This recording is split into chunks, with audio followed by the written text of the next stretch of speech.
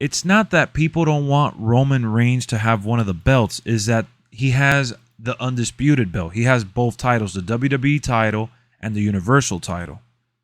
So if I'm in their shoes, how can I sell to the audience that this is not just because there's a new creative control in town, but this is something that it's really part of a better and bigger picture, right?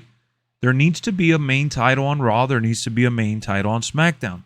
So in my opinion, hosting a tournament, right, that caters to the Raw brand and caters to the SmackDown brand, which leads to the pay-per-view of whatever it's called, whether it's Clash at the Castle, Clash of Champions, Survivor Series, I don't care. I don't care. Honestly, don't care.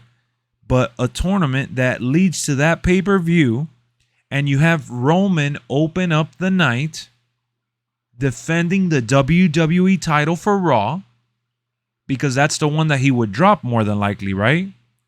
And then have him, or no, hold on. Have him defend the Universal title first. He retains the belt, and then have him close the show defending the WWE title. Something like that. Something along those lines. You're talking about a satisfying storyline with plenty of opportunities for people to step up and showcase their talent, trying to fight for a spot at that title picture, in that title picture. And you get Roman to have 2 matches in one night, plus shows that he might have had a little fatigue or something just didn't go his way in the second match or the first match.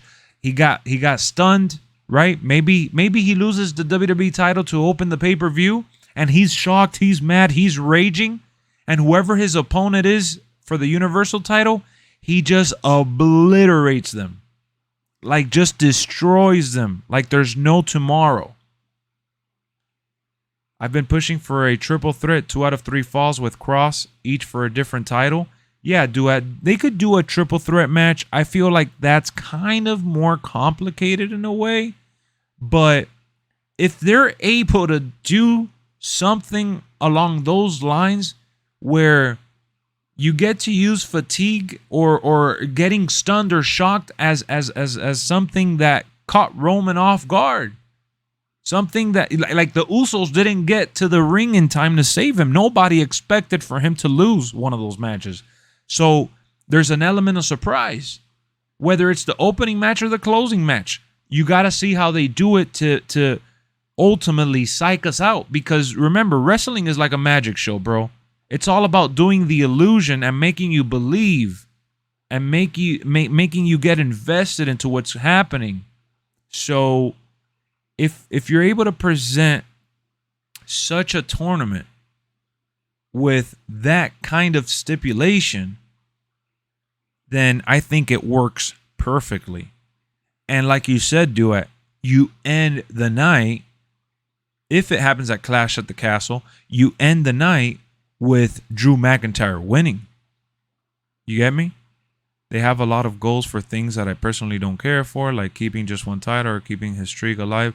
Credible for Cody. Exactly. There's many ways to approach this, but I just feel like ultimately you gotta give me Triple H is great at creating stories, let alone creating talented stars where they get to showcase their creative juices, right?